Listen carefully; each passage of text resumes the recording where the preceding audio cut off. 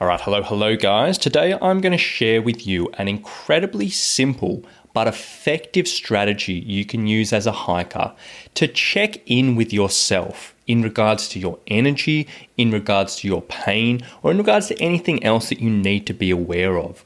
And this simple technique can take a lot of the guesswork, a lot of the fluffiness out of this sort of check-in situation, and could really give you a clear insight into exactly how you're feeling. Now, a little bit of background on this. Now, this episode was inspired by a discussion I was having with a couple of clients in the Summit Strength group. And in this group, inside we have all the clients who are working through a Summit Strength program. Once a week, we hop on as a live Zoom chat and we chat through what's been working, what hasn't been working, and we do a little bit of live coaching. And one of the hikers that I'm working with, he was talking about, he had his sights on a big training hike coming up in the next couple of weeks. And he in particular is training for a sort of speed hike coming up. He's got a lot of mileage, a lot of challenge ahead. And he was wanting to do a little bit of a trial run to get himself out, really push things and see how far and quick he can get.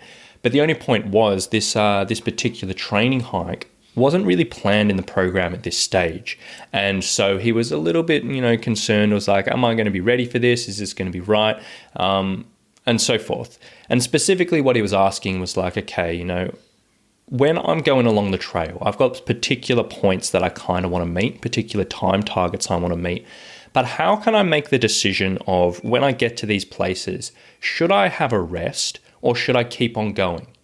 Should he go in with a set plan of attack or should he do something else? Because he was aware he didn't want to overdo it, but he also wanted to be able to push himself.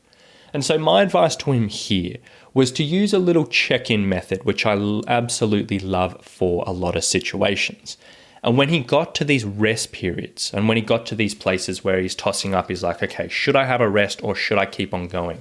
I asked him to ask himself the question, how much do I feel like I need a rest from 1 to 10? And 1 being absolutely don't need a rest, 10 means absolutely drop dead on your feet, need a rest, and is not allowed to use the answer 7. Now, the idea behind this is instead of just having a little fluffy thought process in your head when you get to a stage and you ask yourself, do I want to rest or not? If you do it like that, 9 times out of 10, we're not very good with ourselves and we'll just end up pushing through because momentum just keeps us going and whether we need a rest or not. And it's not really the most effective strategy. But my recommendation around having a specific statement that you ask yourself when these situations come up and a specific number you can give yourself when these numbers come up, the situation comes up, it can really bring a lot of clarity into this situation. And basically I said to him, anything that was an 8, 9, or 10, that means you're having a rest, put your feet up, chill out for a while and recover. Anything from a 6 or lower, it means, you can keep on going. You're probably still pretty fresh. And the reason I said you can't say 7 is because 7 is always a nothing answer. It doesn't mean anything in this and people will just lazily say that. So this way means you have to go 8 or have to go 6, and they're both a much more definite answer. And this same strategy can be used in a lot of different situations. It can be used in, when you're dealing with pain and discomfort. And you can ask yourself, okay, how much pain am I in today? Or how uncomfortable is this particular movement or whatever it may be? And instead of just using painful or not, or comfortable or not, you can say on a scale of 1 to 10, without saying 7, where is this? And if it's high, that means, maybe you need to adjust things. If it's low, that means, you're pretty good to go. Or you can use it how much energy you have through the day, or how motivated you are to train, or how much you think you need to sleep in, or whatever it may be. But anytime something does come up and you need a sort of definite answer and you are pondering it, ask yourself that question. From a scale of 1 to 10, without saying 7, where do I land?